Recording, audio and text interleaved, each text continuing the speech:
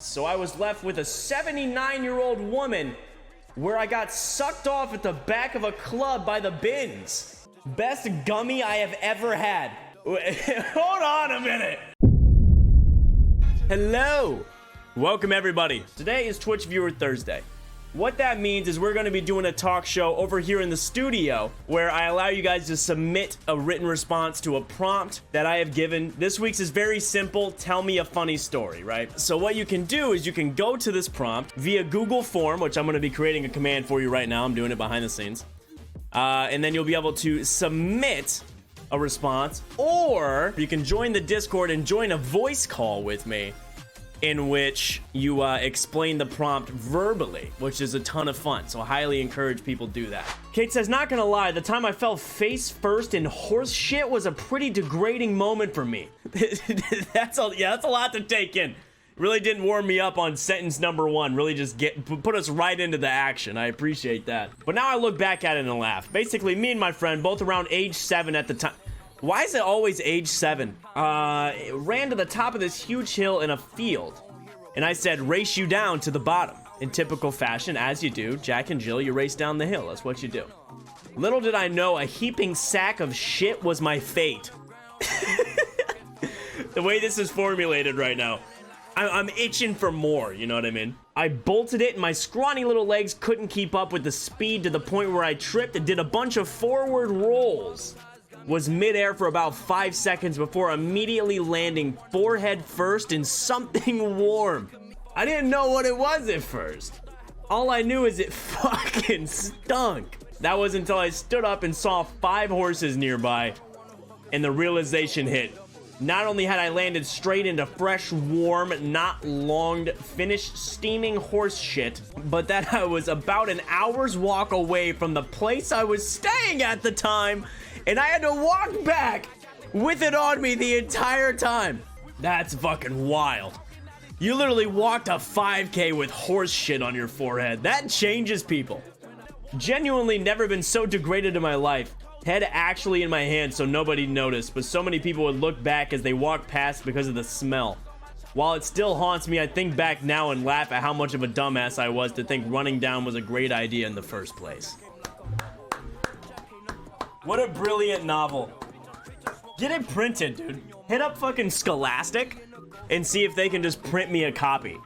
And this one is from Charlie. That one time I shit on the grass like a dog. I love when you guys spare no expense and you just give me the top-down overview before we even get started so I know what I'm getting into. The length of this story as well to come to that conclusion definitely leaves me a little bit excited. One day, I was still quite small. My class took a field trip out to a little donkey farm near the city where I grew up in. On that farm, there was an elaborate program set up for us, consisting of writing, baked bread rolls, drawing, and all kinds of fun kid stuff. So naturally, I was hyped. Problem was, when we were sat on the bus, I realized that my stomach started acting up. And before we even arrived on the farm, I realized that I had to go. Bad. Luckily, I made it to the little porta potty thingy in time, but as the day progressed further, it became clear that this wasn't a one and done deal. We got the 2 for special, dude, the BOGO, buy one, get one. I ended up running to the toilet constantly, and every time I returned to whatever activity my class was doing, I had only a few minutes until my intestines called for the porcelain again. Looking back now, the amount of bowels moved that day was straight up inhumane, especially for a child my age. When I returned to the toilet stall the second or third time, it was locked, so I knocked on the door and pleaded the person to hurry. It ended up being one of my classmates that just unlocked the door and let me in front of her. Now, when I came back the next time, she was still sitting there and got annoyed at me and sent me away. So there I was, a little kid on a big farm, urgently needing to evacuate and becoming increasingly desperate. The tension in this story is high right now. While walking back to my class and slowly descending into full panic, I spotted a little hedge next to a donkey enclosure with a little hole in the leaves big enough for me to climb through. At this point, my brain power was 100% allocated on clenching my butt, so I went on autopilot. I crawled into the hedge, pulled down my pants, and just shit my brains, lungs, and spleen right out, surrounded by and barely concealed from playing kids and farm animals running around me. If I ever birth a child, I doubt it will faze me because I have already lost my dignity in the hedge that day. That was beautiful, dude. This one comes from Carmel. My mom is the middle child with an older brother and a younger brother. For the first time, I thought I only had one uncle. That is until the fam had a bonfire and this jacked 6'6" guy with a ponytail and cowboy hat with one feather on it, motherfucker pulls up. Turns out he is my other uncle who ran away when he was 18 to join the Marines. He had been on the run for 30 years. He leaves right after the bonfire and goes silent for 3 more years. He then invites us down to Florida and gives us free tickets to Disney World. After that vacay, more radio silence. Checked on Facebook, he's now the leader of a new age spirituality cult. He is traveling America saying he is the Native American chief Geronimo and is doing weird sage medicine. So yeah, my family is a little weird. I feel like everybody has that crazy fucking uncle. Maybe not to that extent, but I feel like everybody has a family member that's just done some weird shit. I just have such a big family to the point where I don't know any of my relatives. And I got like a bunch of cousins and a bunch of uncles that I don't know, but they know me. And they pull up and they're like, hey, what's going on? How you been? And I'm like, I don't know you. Okay, so a little background before I get into the story. I'm very bad with women. Very, very awkward when it comes to flirting. I've never really done it. So, I have a family friend whose grandpa needs some landscaping, right? And, you know, as a nice guy, I'm like, you know, let's go do it. And I'm meeting the family there, right? And there's this cute girl there, right? Okay, awesome. You're landscaping too. You're looking like a Chad. Yeah. You're getting work done. I am just absolutely busting ass landscaping. I'm going into like Mach 5 dumping this mulch.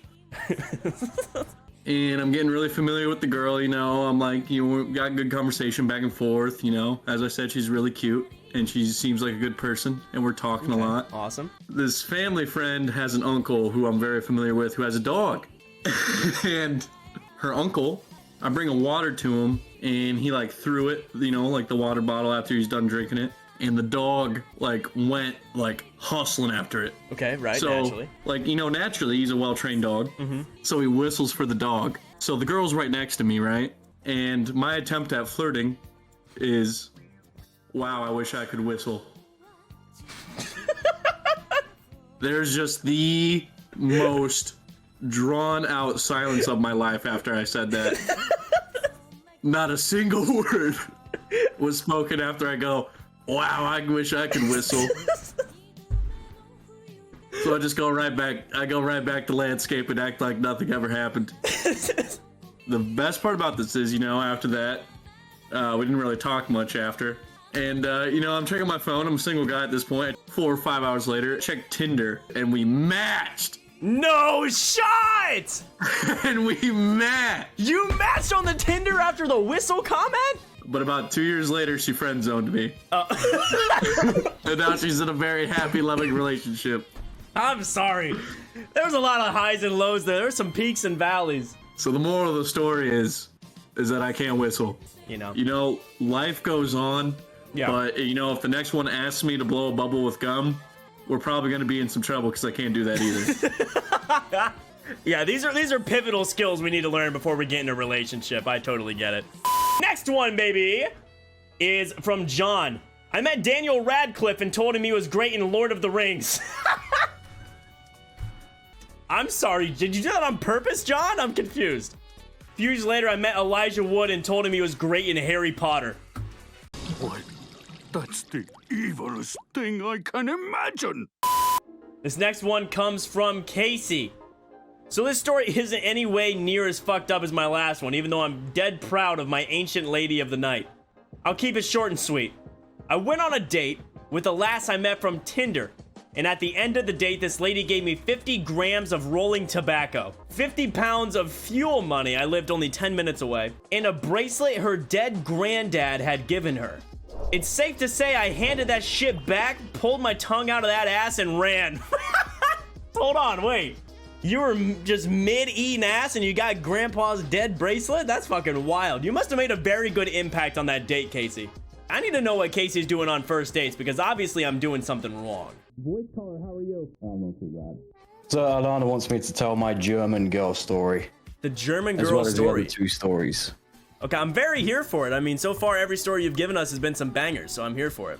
So basically, I used to live in Germany. It's where I lived, and I was chatting with this lass from Germany for a good few years. Went on a few dates with her, nothing more than that. I eventually moved back to the UK, where about 3-4 months later, she messaged me and said that she's pregnant with my child. Oh. Yeah, I was like, hold up, we never slept with each other. Okay. And then, just as me and Alana actually got together, she put me and her in a relationship with each other. Even though I hadn't spoken to her probably in about 2 years, which nearly broke me and Alana up. And Alana's like, what random. the fuck, Casey? Who is this? And you had to try and sit there like Maury style and be like, it's not mine! Yeah, pretty much. So we had the Wait, German what? girl story. You referenced that you had a couple more stories. Are we gonna get to hear those? Oh, fucking hell. Which ones? I don't know which ones are safe to say over Twitch is all. I don't know. I'll have to think of some more stories. I've got quite a few. I'll tell it again. What do you mean, Alana? Tell it again. Right, so I was going through my training, and we got like a day release out to go out on the piss. So there's about 10 of us out, all squaddies, playing a game called Pull a Pig, which is you pick out the most vile, disgusting woman or male, whoever, whatever you're seeking within the club, and try and take them home. Now, all of the fine ass honeys were gone, so I was left with the absolutely godsend of a woman who was 79-year-old dancing away on the dance floor, and I was like, fuck, I'm taking her. After a few warm-up drinks from the boys, you know, prepping me ready for my blazing beauty, me and her, busting some moves on the floor, decided we'll take out the back of the club to the bins, where she decided to give me a little nosh, a little gum job. A little nosh! How did... Okay, so... After she had swallowed, we went back in for a few more drinks. I went back to her house, stayed the night, had some breakfast, and went home. Everyone's like, you should be embarrassed of that, and I'm proud of it. That's one of my proudest accomplishments. Not many people can say they've done that at that age. That is very true. I mean, that's right after high school, and you're with somebody who's right out of the nursing home.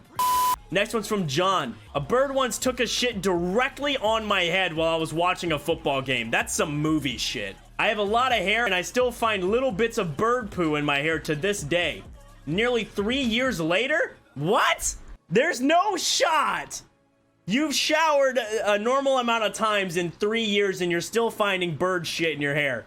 No way. What? Either that bird has supernatural shit, or you don't know how to shower, says Victoria. That bird's shit is just on a transcendent level. This next one comes from Scully. During a Thanksgiving week, we went on vacation at a Thousand Trails location in the woods. Since we were kids, we weren't allowed to go into the community center without an adult, so we spent most of the time outside by the river throwing rocks in it. That's the best way to entertain yourself, even as an adult. Seeing a rock get thrown into a pond, dude, just changes things for me. As you know, when kids throw rocks in the water, it gets competitive fast, so we were throwing progressively larger and larger rocks. I grabbed a massive rock the size of a 10-year-old kid's head, my head at the time for reference, and threw it up high but didn't aim, so it went sideways right above my sister's head. I yelled at her to move, but she stared at me like I just stepped on her toes. 1 second later, a sickeningly loud crack noise is extremely audible, and I'm tying my shirt over her head to stop the bleeding. Later, she got 3 staples for her skull, and we enjoyed the rest of the Thanksgiving away from the river. You domed your sister with a fucking rock? We have a written response from Lily. When my significant other and I first started getting into the frisky business, love that. That song by Paramore? We realized that we might need to get some condoms. None of us dared to do it on our own, so we both met up after school to go to the drugstore together. We ended up standing in front of the condom aisle for an eternity because we were too scared to commit and face the cashiers at checkout. In the end, I just gathered all my willpower, grabbed some random box, turned around to walk to the register, and straight up ran into our biology teacher who was just getting some toiletries. Oh no! To make matters worse, my biology teacher was a friend of my mom's, so I knew her personally. Judging by the look she gave me that day, I assume she's taking that incident to the grave with her. Well, she didn't rat you out, so hell yeah! I remember I was with Alex one time. I think we were both buying the same thing for 2 separate instances, but we bought them together, and they didn't go through. And the person comes up, they're like, "Okay, what do you got in here? Razor blades?" And then just pulls out 2 boxes of condoms and looks at us. And me and Alex are like, It was scarring. It was very funny afterwards, but it was a very scarring experience. So, there were our stories for this week's Twitch Viewer Thursday. Did you enjoy it? I hope you did. Well, if you would like to come and watch us live, we're live Sunday, Monday, Thursday, and Friday at 5 p.m. Eastern. Tune in on a Thursday if you want to be a part of this talk show. And if you really enjoyed, please consider leaving a like, a comment, and subscribing to the channel. Thank you so much for being here for another week of videos. You have a good rest of your night. Stay safe, stay healthy.